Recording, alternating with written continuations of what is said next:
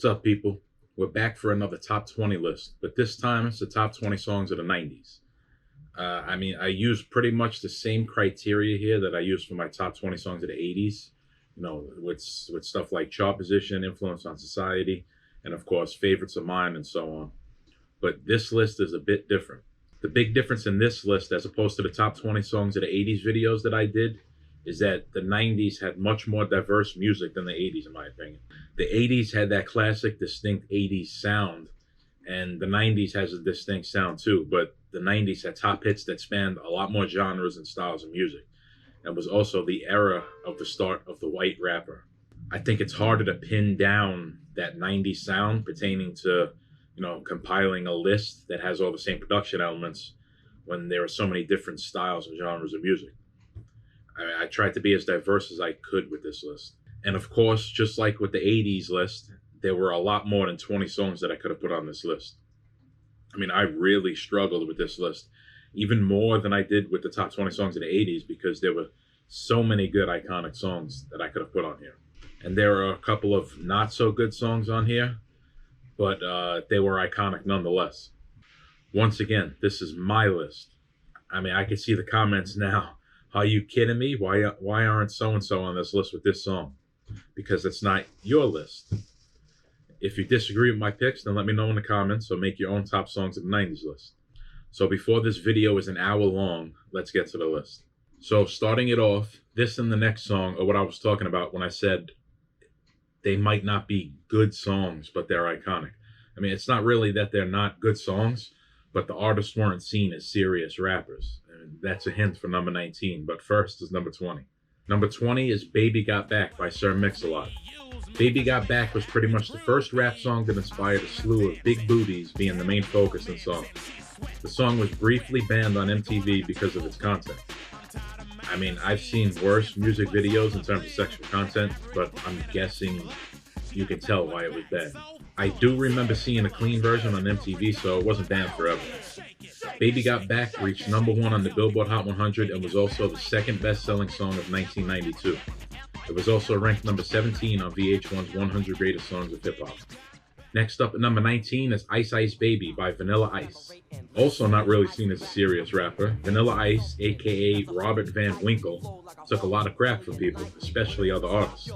Rap group Third Base didn't like Ice's style, and he was ripped in numerous Third Base songs because they felt he was a culture thief and watered down rap to reach a mainstream audience and wasn't really sincere. In their 1991 video Pop Goes the Weasel, Third Base rips Vanilla Ice throughout the whole song and is seen beating a man with baseball bats that looks very much like Vanilla Ice. There's another story that Suge Knight and his associates made Vanilla Ice sign over the publishing rights by hanging him off a balcony by his ankles, but Vanilla Ice denies it to this day. Ice Ice Baby reached number 1 on the Billboard Hot 100 and became a hit in at least 20 different countries. Coming in at number 18 is Gonna Make You Sweat, Everybody Dance Now by CNC Music Factory. Gonna Make You Sweat has an interesting twist to it, and it reminds me of Darlene Love. Martha Wash from the Weather Girls sings the line Everybody Dance Now, but wasn't given credit for it initially, and she was also not used in the video. The woman in the video is a singer/model named Zelma Davis, and she's lip-syncing the line. It reminds me of Darlene Love because Love sang on a record for Phil Spector, who was, according to most people, you-know-what. But the singing got credited to the Crystals. If you look at the lead vocals on the song He's a Rebel, you'll see Love's name, but the actual song is credited to the Crystals. Gonna Make You Sweat reached number 1 on the Billboard Hot 100 and was ranked number 9 on VH1's 100 Greatest Dance Songs, and at number 36 on its list of 100 Greatest Songs of the 90s. Number 17 is Jump Around by House of Pain.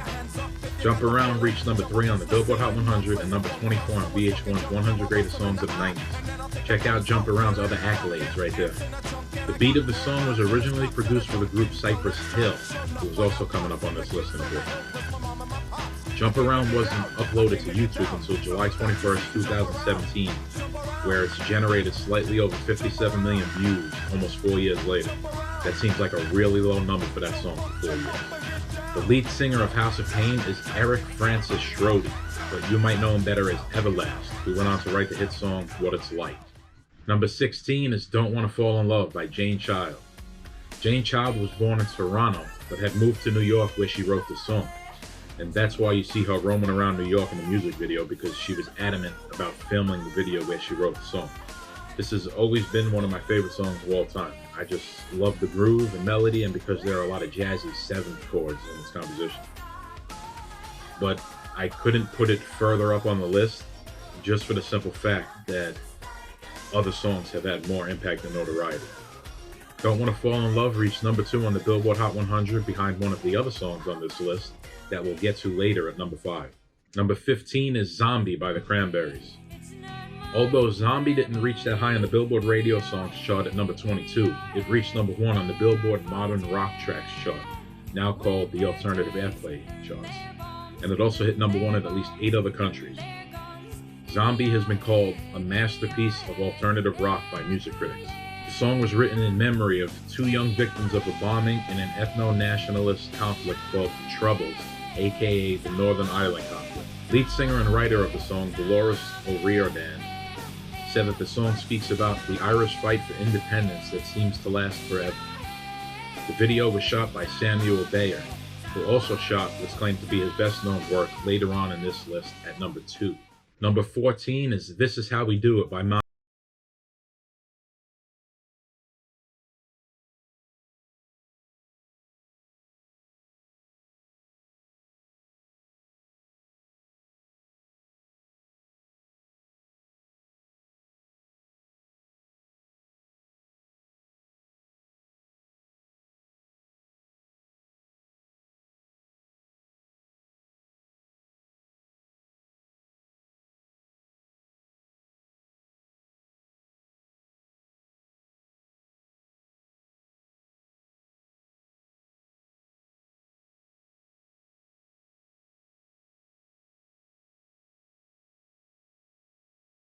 automatically get the melody stuck in your head. Number 13 on the list is Good Vibrations by Marky Mark and the Funky Bunch. That's right, kids, if you think that guy looks familiar, it's because he does. Before he was fighting killer robots and Transformers and cracking jokes alongside a teddy bear, Mark Wahlberg was a rapper with the Funky Bunch. I mean, the name of the group just makes me cringe now just because it seems so corny. Wahlberg supposedly hates the name too whenever somebody mentions it. Wahlberg was also a member of New Kids on the Block, but only for a very brief time before he left. I would say it was a bad decision, but Mark has definitely done fine in his career. Good Vibrations reached number 1 on the Billboard Hot 100. Wahlberg didn't write the song, but it remains his biggest hit off of 2 rap albums. It was actually written by MC Spice the Legend, who also wrote Marky Mark and the Funky Bunch's other hit, Wild Side. Up next is Insane in the Brain by Cypress Hill. Insane in the Brain was a diss song aimed at Chubb Rock because Cypress Hill thought that he ridiculed their style in a previous song of his called Yabba Dabba Doo, where he interpolated some of their lyrics from their song How I Can Just Kill a Man. Check out both songs and you tell me if you think Chubb Rock was insulting them. Well, Cypress Hill's style churned out a song that is recognizable all over the world and reached number 1 on the Billboard rap charts. Despite only hitting number 9 on the Billboard Hot 100, the song has stood the test of time. It was also ranked number 34 on VH1's Greatest Songs of Hip Hop. Cypress Hill isn't a typical rap or hip hop group though, because they've incorporated metal instrumentation into many of their songs. I don't know, maybe that's what Chubb Rock was bothered with. Maybe he didn't like innovation. Number 11 is Baby One More Time by Britney Spears. Baby One More Time reached number 1 on the Billboard Hot 100 and in at least 18 other countries, and has sold over 10 million records and became a top 40 hit in at least 22 countries. I mean, just look at that chart listing with all those ones. That's crazy. It was voted by Billboard to be the best music video of the 1990s and ranked by Rolling Stone as the greatest debut single of all time. Now, this definitely isn't one of my favorite songs, and I actually think it can be kind of annoying, but there is no denying the impact it's had on people. You don't reach number 1 and sell over 10 million copies for nothing. She was only 16 when this song came out, and it was right about when the internet was really taking off, so that, along with the music video, probably had something to do with it. There was also some controversy with the name of the song. Every time I hit a title, I want to say, "Hit Me, Baby, One More Time." But "Hit Me" was dropped from the title because it gave off the vibe of domestic violence, but it was still kept in the song. I mean, all it means is hit me up and not to physically hit her. Number 10 is Creep by Radiohead. I think this is where we start to hear the more typical 90s rock sound that seems so classic for songs of that era. I think there were a few more coming up on this list a little bit later. Creep only reached number 34 on the Billboard Hot 100, but hit number 2 on the Billboard Alternative Airplay charts. Despite its low chart position, it's become a worldwide hit and has been likened to number 2 on this list. Oh, man. You guys are gonna hate me. Like most artists, the commercial success of the song made the band shy away from playing it on tour for several years because they felt like the song set narrow expectations of their music. It's like an actor being typecast their whole career for certain roles and not being recognized for any other work. This reminds me of other artists that feel the same about some of their biggest hits and just want to play their more obscure work because that work is more true to who they are as an artist. Number 9 on the list is Killing Me Softly by the Fugees. The original version of the song was done by Roberta Flack and reached number 1 on the charts in 1973. It was recorded 23 years later as a hip-hop song by the Fugees with Lauryn Hill as the lead singer and only reached number 2 on the charts. What a pity.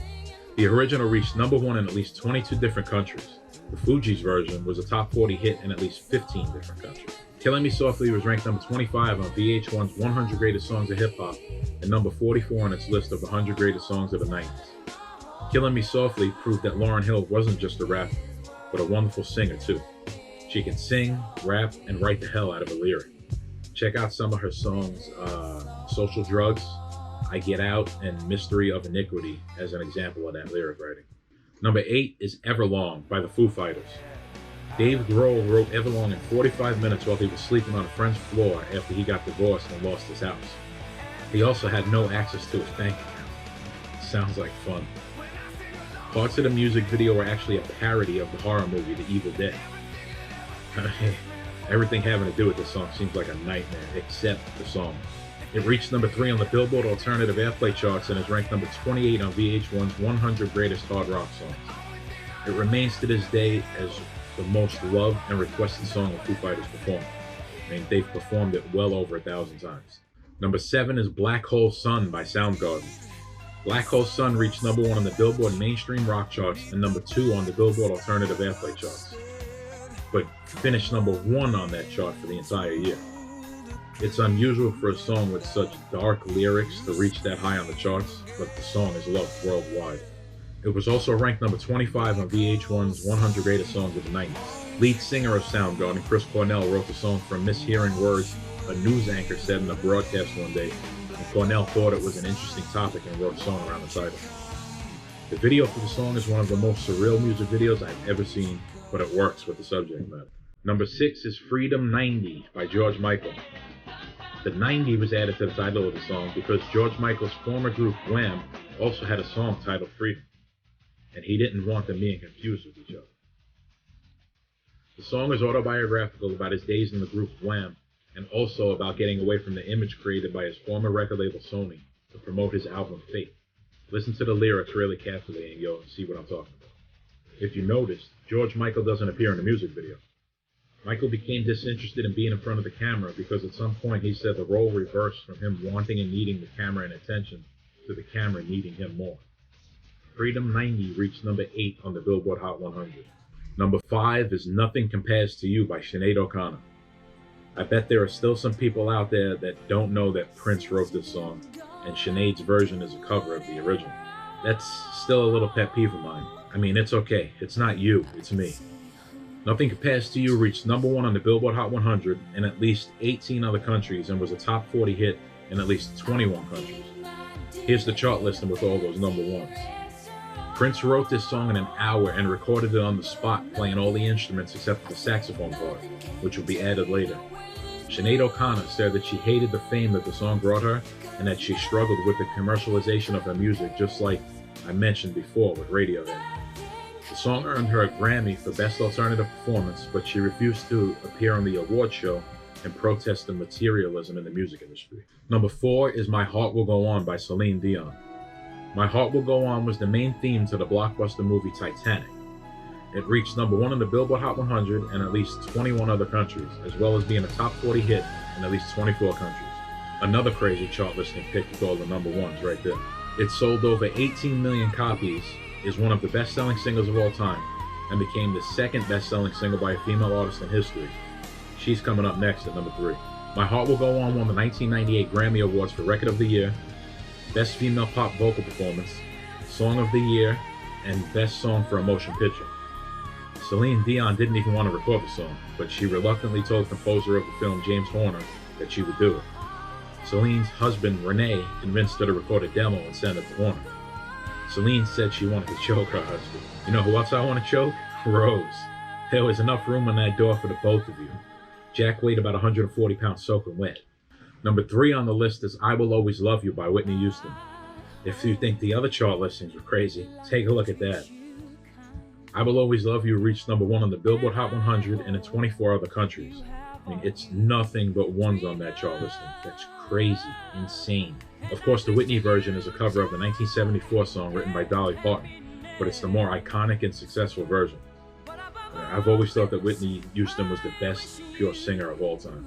The song has sold over 20 million copies worldwide, making it the best-selling single by a female artist of all time, as well as one of the best-selling singles of all time. It was ranked number 9 on NME's Greatest #1 Singles in History list, and number 6 on Billboard's list of the top 50 love songs of all time. The song is often misinterpreted and used at weddings. It's not a song about two people being together. It's actually the opposite. It's about not being right for each other and letting go. No, that song is not on this list. It's not going to be on any list on this channel. Wait a minute. Maybe a top 20 Disney songs list? Number 2 is Smells Like Teen Spirit by Nirvana. Yeah, I told you guys are going to hate me. I'm not going to lie. I put this on the list as high as I did because I didn't want people throwing their cat at their TV screen. This song is loved and usually number 1 on people's lists for top songs of the 90s, but it's number 2 on my list.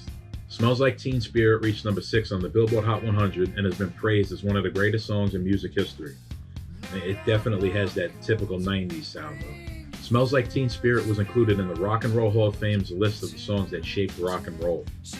The Recording Industry Association of America, or the RIAA, ranked it at number 80 on their Songs of the Century list.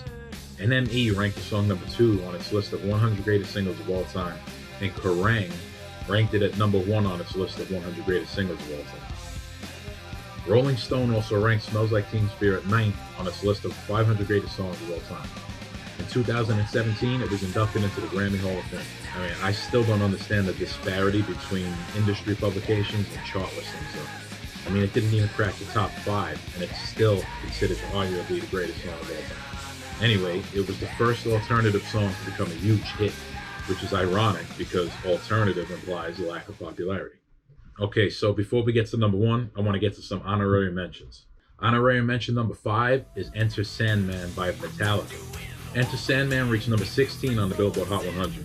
The line, "Take My Hand, We're Off to Never Neverland," is in reference to Peter Pan, but the Sandman isn't as nice as Peter Pan. I'm a huge Yankees fan, and Hall of Fame closer Mariano Rivera used this song as his entrance music out of the bullpen. Rivera didn't pick the song though, and didn't even care about listening to music or coming into the game. The song was chosen by the scoreboard operations staff, but when it was explained to Rivera about the meaning of the song, then he happily approved. Honorary mention number 4 is Iris by the Goo Goo Dolls.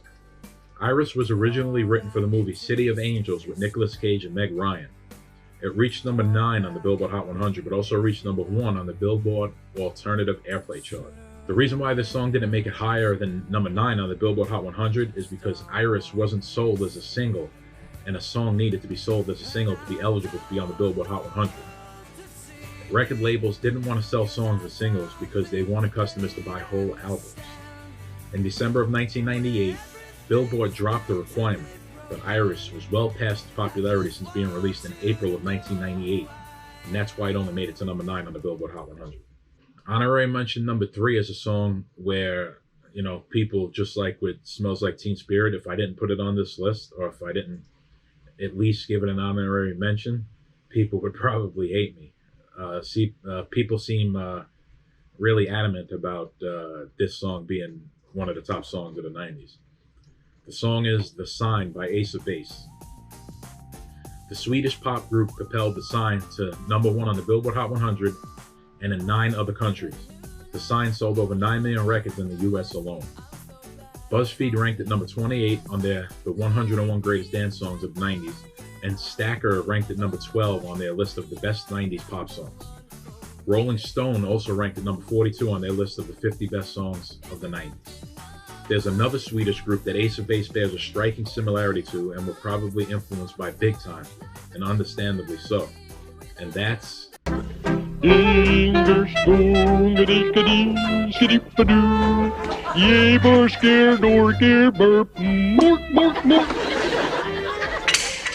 no, not them. ABBA. Honorary mention number 2 is Wonderwall by Oasis. Wonderwall reached number 8 on the Billboard Hot 100 and number 1 on the Billboard Alternative Airplay charts. NME ranked Wonderwall number 36 on their list of 500 greatest songs of all time. The song was originally named Wishing Stone, and the meaning of the song at first was thought to be that Gallagher wrote the song about his then girlfriend and later wife. Gallagher agreed with the interpretation because he said, "How do you tell your missus that the song isn't about her after she read in the media that it was about her?" After they divorced, Gallagher said the song was actually about an imaginary friend coming to save you from yourself. Honorary mention number 1 is Losing My Religion by REM. Losing My Religion reached number 4 on the Billboard Hot 100 and number 1 on the Billboard Rock Tracks chart.